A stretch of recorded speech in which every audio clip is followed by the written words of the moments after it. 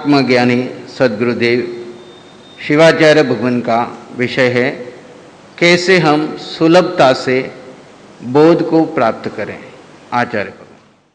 दर पे तुम्हारे मैं आया हूँ भगवान, दया की नजर से मेरी झोली भर दो। रहूं ऐसे जग में कमल जैसे जल में, फक्त मुझको दाता यही एक लो।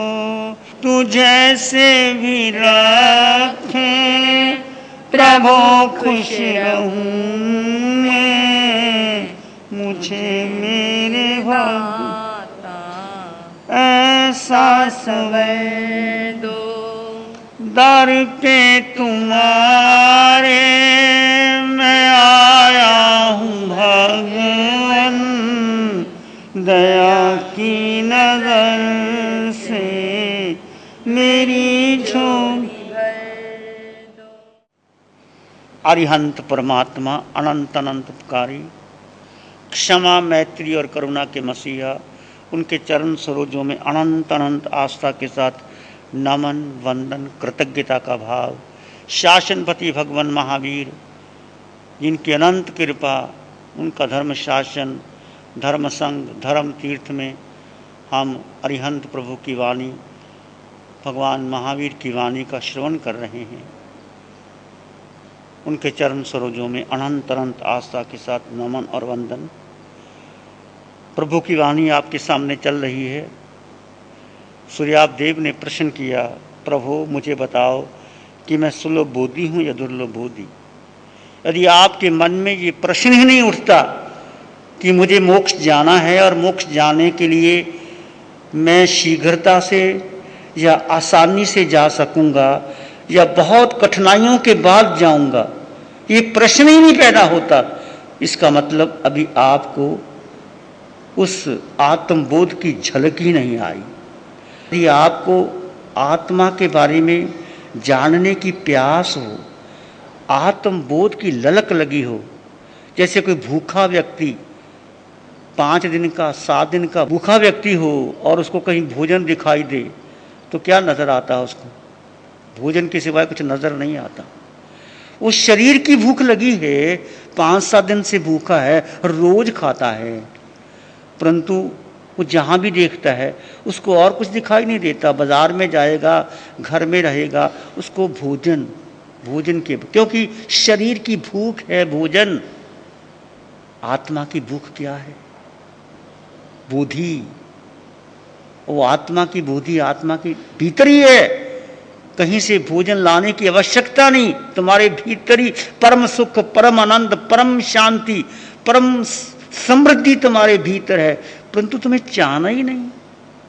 बच्चा रोए ना तो माँ तो देती है उसको, क्या माँ कहती ठीक है सोया रहने दो ना, जल्दी क्या, ये काम कर लूँ वो काम कर लूँ वो काम कर लूँ। जब बच्चा रोता है माँ सब छोड़ छाड़ के बच्चे के पास आती है, छाती से लगाती है, उसको दूध देती है।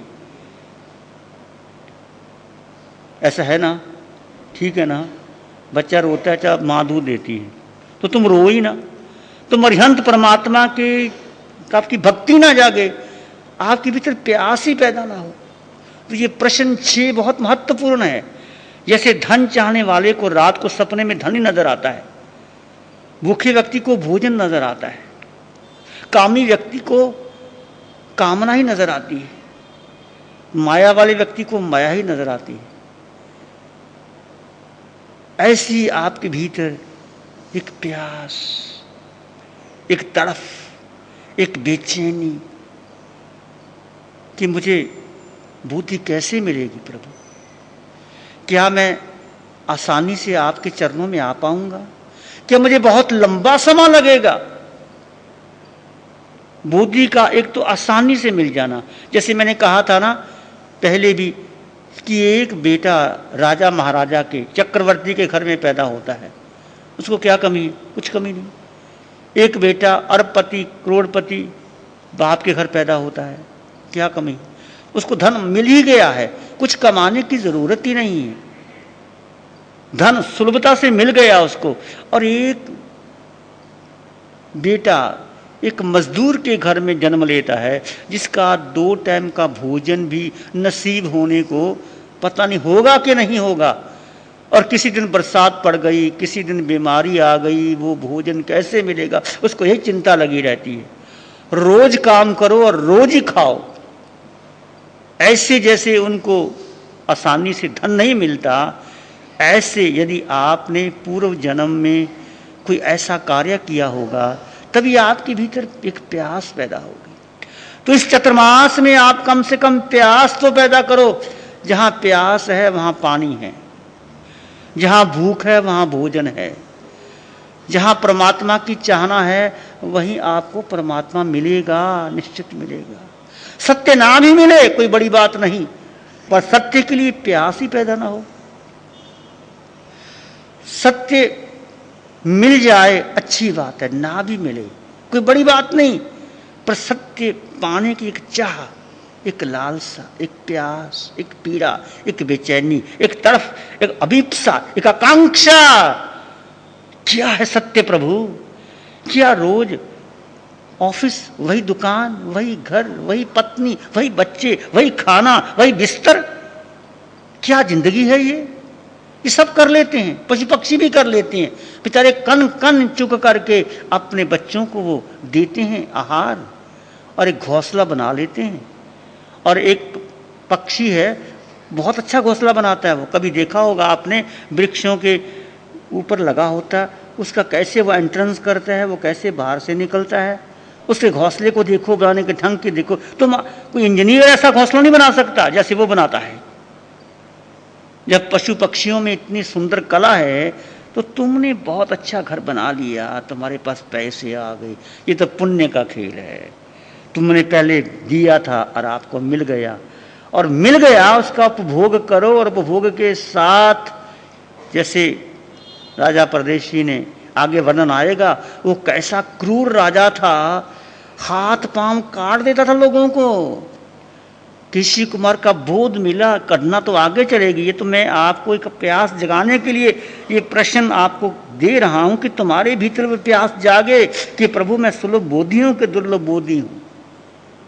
फिर तुम कैसे भी हो, तुम पहुंच जाओगे, तुम उस किनारे चले जाओगे, तुम लग जाओगे किनारा, तुम्हें उस रास्ते पे चले ही नहीं। माना कि बॉम्बे दूर है, कलकत्ता दूर है, कश्मीर दूर है, तुम चले ही नहीं, चाहे पैदल नहीं चले या गाड़ी का रास्ता नहीं पकड़ा, तुम कैसे पहुंचोगे? तो आत्मा कहाँ है, परमात्मा कहाँ है, अरिहंत परमात्मा कैसे हम उनको प्राप्त करें? ये आपके भीतर एक प्यास होनी चाहिए। उठते बैठते चलते सोते खाते पीते कुछ भी करो, एक परमात्मा की ललक ललक। माँ कहीं भी जाए, चाहे पीहर चली जाए, चाहे बाजार चली जाए, चाहे भोजन बनाए, छोटे बच्चे की याद बनी रहती है माँ को। चाहे वो धाए माँ के पास चला जाए बच्चा, पर माँ को बच्चे की, बच्चा खेल रहा है ना, बच्चा ठीक है ना, बच्चा कहीं मस्ती तो करने में उलझे तो नहीं गया, बच्चा कुछ ऐसा तो नहीं कर रहा, ऐसा वो माँ हमेशा बच्चे का ध्यान रखती है। तो हम परमपिता परमात्मा के बच्चे हैं, क्या परमात्मा हमारा ध्यान नहीं रखेगा? हम तो याद करें, हम तो उनको पाने की आकांक्षा करें। तो आपके सामने चर्चा आ रही है बोधि दुर्लभ भावना। क्या कहती है भावना? कि उसके बोधि क्या है, उसका स्वरूप क्या है, उसके कारण क्या है, उसकी महिमा क्या है, उसका फल कैसे है, उसका पुनः पुनः पुनः पुनः विचार करना। हे जीव, मेरा मोक्ष कब होगा? और सर्वोच्च सुख, सर्वोच्च शांति मोक्ष में है, और मोक्ष तुम्हारा जन्म सिद्ध अधिकार है। मोक्ष कोई मांग नहीं है, कोई कल्पना नहीं है, कोई ऐसा नहीं है कि तुम किसी मंदिर में जाकर के तुम्हें कोई मोक्ष देगा। मोक्ष तुम्हारे पास है, तुम्हारे भीतर है। अनादिकाल के मिथ्यात्व और मोहनीय कर्म के कारण अभी जीव को उसको लेने की ही इच्छा नहीं होती। जो अभवी होते हैं वो बहुत पुण्य करेंगे, धर्म करेंगे, करनी करेंगे, बेले बेले का पारना भी कर लेंगे, संयम भी उच्च कोटि का पालन कर लेंगे, ऐसा प्रवचन देंगे, बहुत धारा प्रवाह, परंतु भीतर भीतर वो मोक्ष जाने की प्यास नहीं हो गई। वो 21 देवलोक तक चले जाएंगे, वो ऐसे अभावी भी हैं, परंतु हम भवी हैं क्योंकि तुम्हें प्यास है, इसलिए यहाँ आते हो, सुनने के लिए आते हो। ये विषय बहुत रसीला नहीं है, भजन भी एक कला है, भजनों के द्वारा भी आप प्रभु को रिझा सकते हो। ऐसी भक्ति, ऐसी प्रार्थना प्रभु के चरणों में, जैसे मीरा गाती थी, विरह में गाती थी, बाजारों में गाती थी, राजघराने की राजकुमारी वो बाजारों में गाती है, और लोग कहते हैं तो ये राजघराने की, लोग शिकायत करते राणा के पास, ये कैसी राजकुमारी है।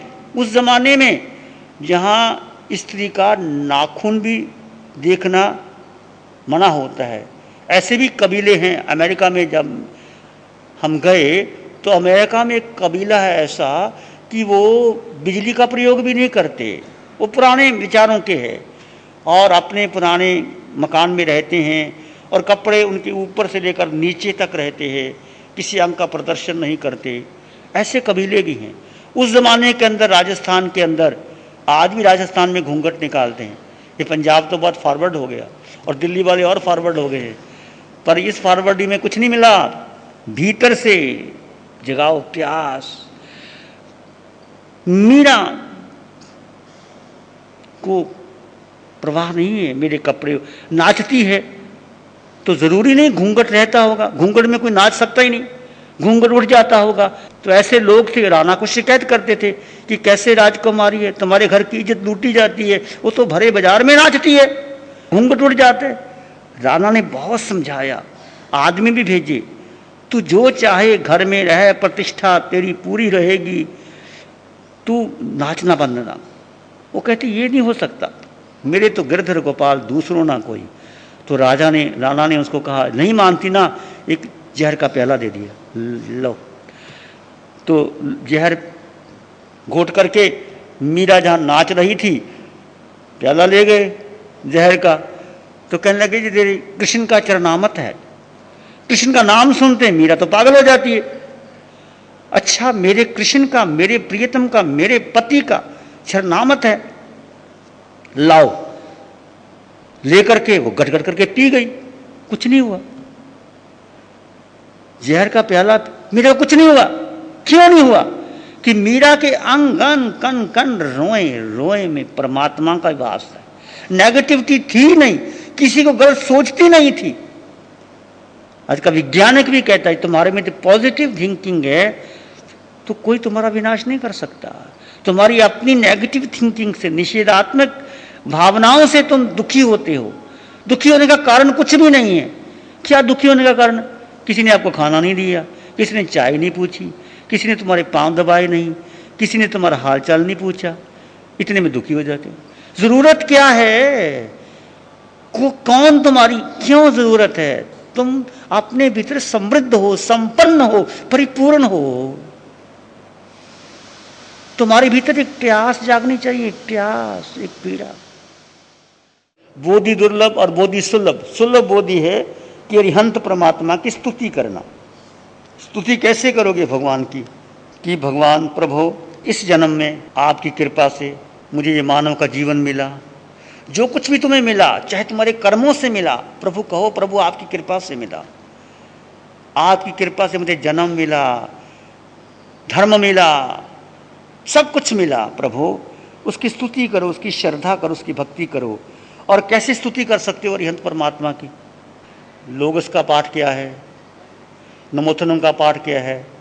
महेंद्र भूपेंद्र जी ने कहा नमोथनम का सारी स्तुति है।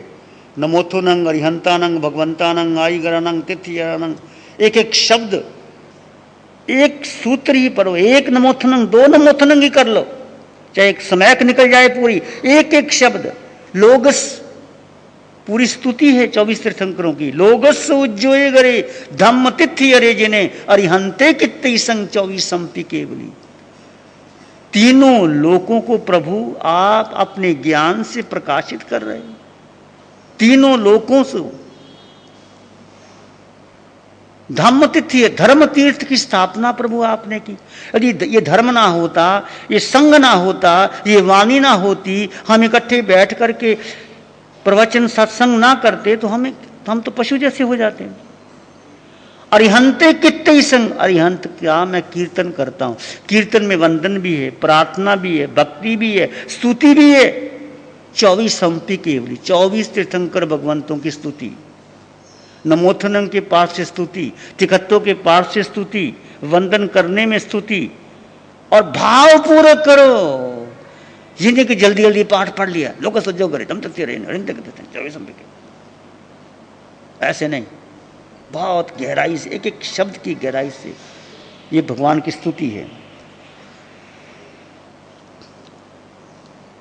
और जिन महापुरुषों ने राग द्वेष आदि को जीत लिया है, ऐसे सर्वज्ञ सर्वदर्शी इंद्रियों के द्वारा जिनकी महिमा का गान किया जाता है, जिनके वचन एकांत सत्य हैं, जिनके चरण मोक्ष द्वार तक पहुंच चुके हैं, उन भगवान जिनेंद्र की जय हो। जिनेंद्र भगवान की स्तुति करने से जीव सुलभबोधि हो जाता है। नमो अरिहंतानंग, नमो सिद्धानंग, नमो आयरियानंग, नमो वज्रायानंग, नमो लोय सब साहुनंग। श्री चत्तारी मंगलम, अरहंता मंगलम, सिद्धा मंगलम, साहु मंगलम, केवली पानातो धम्मो मंगलम। चत्तारी लोग उत्तम, अरहंता लोग उत्तम, सिद्धा लोग उत्तम, साहु लोग उत्तम, केवली पानातो धम्मो लोग उत्तम। चत्तारी शरणं भवज्जामि, अरहन्ते शरणं भवज्जामि, सिद्धे शरणं भवज्जामि, साहु शरणं भवज्जामि, केवली प्रणतं धम्मं शरणं भवज्जामि। चार